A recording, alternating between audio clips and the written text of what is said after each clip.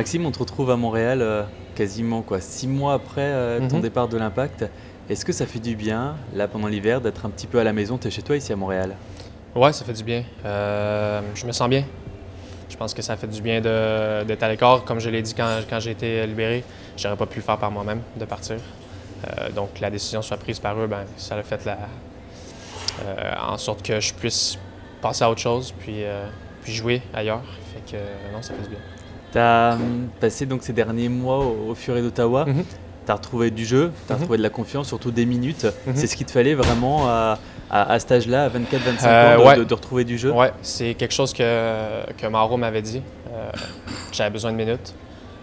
Je lui avais parlé d'un prêt éventuel quand je ne jouais pas au début de l'annannée. C'était venu de toi, cette décision de vouloir aller ouais, ailleurs? J'avais approché Mauro parce que souvent, je n'étais même pas habillé. Au mois d'avril, j'avais dit à Mauro que je voulais avoir des minutes. Puis en avoir eu avec Ottawa, ça fait beaucoup de bien. Tu es heureux du coup de cette décision-là, peut-être reculer un petit peu dans une division inférieure pour mieux se relever? Ouais. C'est l'objectif et ouais, l'objectif accompli? J'ai joué 19 matchs avec Ottawa, j'ai eu 19 départs. J'ai eu la chance de retourner en équipe nationale aussi.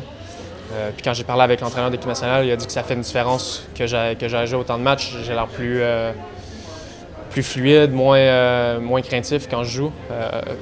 Puis ça paraît aussi. Puis ça fait du bien. Tu as le sentiment d'avoir progressé? Oui, oui, énormément. Là, après, l'entente que j'avais avec Ottawa, c'était jusqu'à la fin de l'année. Maintenant, je veux combiner, pour l'année prochaine, je veux combiner le temps de jeu et le meilleur niveau possible. Ton objectif, c'est de retrouver la MLS? C'est sûr que jouer en Division 1 en Amérique du Nord, c'est attrayant.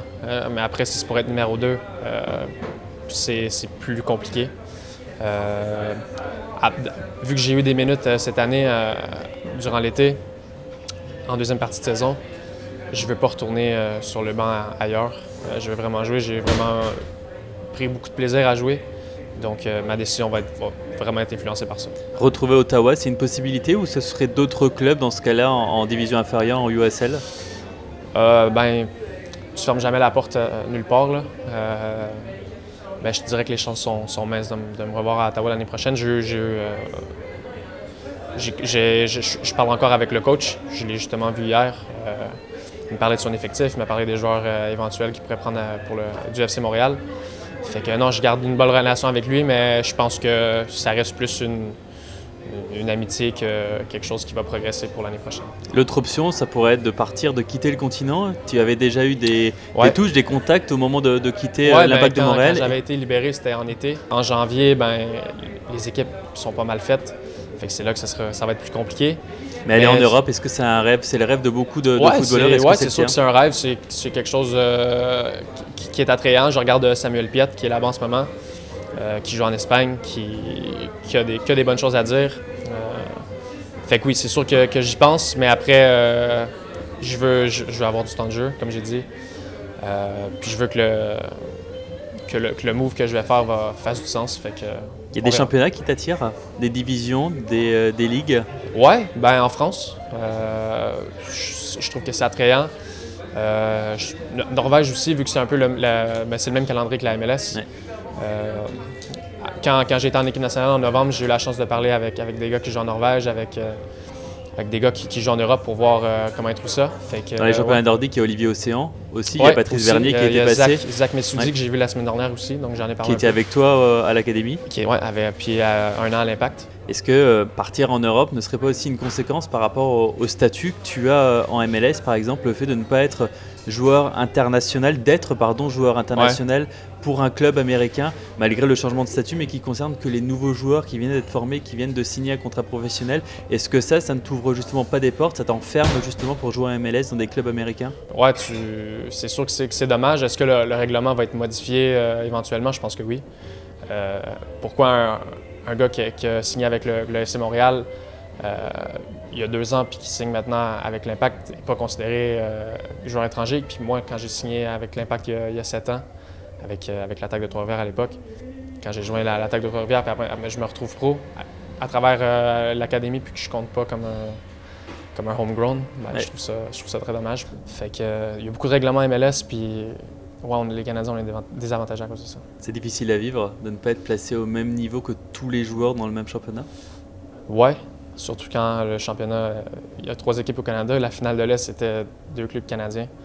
Mais c'est une ligue qui progresse. Hein. Je pense que le règlement va changer tôt ou tard. Je sais que l'Association canadienne met beaucoup de pression aussi sur la MLS pour changer le règlement. Donc je pense que ça va venir éventuellement.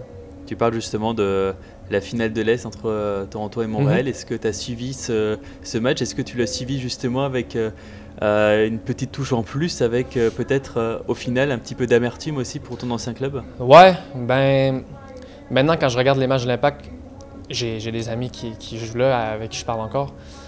Fait que je me sentais mal pour eux après la défaite. J'ai regardé l'entrevue de Patrice avec RDS.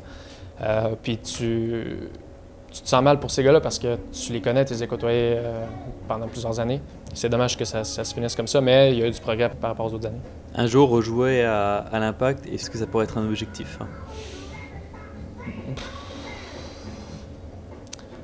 Oui, mais pas bientôt. C'est ça comme ça. Qu'est-ce que tu retiens de ces années à Montréal? Qu'est-ce que tu retiens de ces derniers mois que tu as pu passer, par exemple, avec Laurent Simon, avec Didier Drogba, avec d'autres grands joueurs comme Nacho Piatti? À la fin, c'est une expérience positive que j'ai vécue. Avec l'académie, on nous l'a dit. Philippe nous l'a répété souvent, qu'on était des cobayes, qu'ils ne savaient pas comment nous préparer pour le niveau parce qu'on était les premiers. Fait que non, je pense que le trajet que j'ai vécu, que Carl a vécu, que Vandou vit en ce moment avec Max Crépeau par exemple,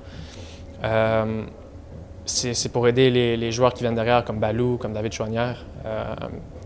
Fait que non, j'en retire que du positif. J'ai eu beaucoup de plaisir à Montréal. J'ai vécu de beaux moments à Montréal, mais c'est le temps de passer à autre chose. Quand tu parles de Montréal, on ne peut que penser aussi à l'arrêt du FC Montréal, à l'arrêt de cette équipe que tu as connue, toi aussi. Comment est-ce que tu juges cette décision? Est-ce qu'elle est positive, comme l'a dit Joey Saputo? Je pense pas. Je trouve que maintenant, il va y avoir un gros gap entre le U18 puis le niveau pro. Je sais qu'il y a l'affiliation avec Ottawa, justement. Mais je pense qu'il va seulement avoir une poignée de joueurs qui vont aller là-bas. Puis ça va être les joueurs sur lesquels l'impact compte pour passer en MLS. J'ai entendu qu'il y en a beaucoup qui sont fâchés. Parce que là, c'est soit je m'en vais ailleurs ou j'arrête de jouer. Je pense qu'il y en a beaucoup qui vont arrêter de jouer, selon moi. Puis c'est dommage. Très dommage. Tes ambitions pour 2017, c'est quoi? C'est de jouer n'importe où, quoi qu'il arrive, d'avoir des minutes et peut-être de retrouver encore la sélection nationale? Mais ouais, c'est d'avoir du temps de jeu comme j'ai eu à Ottawa. Ça fait beaucoup de bien. Quand j'étais à Montréal, j'étais assez satisfait d'être deuxième puis d'attendre mon tour. Quand mon agent m'a approché, il voulait possiblement me prêter. C'est lui qui m'a donné l'idée. Puis moi, je lui avais dit que je me sentais bien à Montréal, que j'aimais bien ma vie à Montréal. Mais maintenant, d'avoir eu du temps de jeu, je le vois différemment maintenant. Fait que ouais, c'est le temps de jeu qui prime, c'est sûr. Et jouer et gagner aussi avec la sélection nationale, faire monter un petit peu le niveau de jeu de cette équipe qui a beaucoup souffert? Ouais, on repart dans un autre cycle maintenant. Ouais, si on pourrait faire quelque chose de bien à la Gold Cup, ça fait la dernière Gold Cup en 2015, j'étais là puis on n'a même pas marqué un but. Puis on a failli se qualifier en plus. Tous les joueurs qui sont appelés, on veut tous faire progresser l'équipe nationale. Mais comment est-ce que tu expliques que cette équipe-là soit dans les bas-fonds du classement FIFA, aux environs de la 120e place, alors que pourtant il y a beaucoup de joueurs, il y a certainement du potentiel? Ouais, il y a beaucoup de joueurs, mais on est tous étrangers, on n'a pas de ligue au Canada. Il y a des rumeurs que ça va peut-être changer, j'espère. Je sais que les clubs ont de la misère à donner leur place de joueur étranger à un joueur canadien. Mais tu regardes Atiba Hutchinson qui joue à Beşiktaş, qui fait super bien. C'est inspirant, mais il en faut plus. Il y en a pas assez, puis il en faut plus. Ça marche. Merci beaucoup, Maxime Tissot. Merci.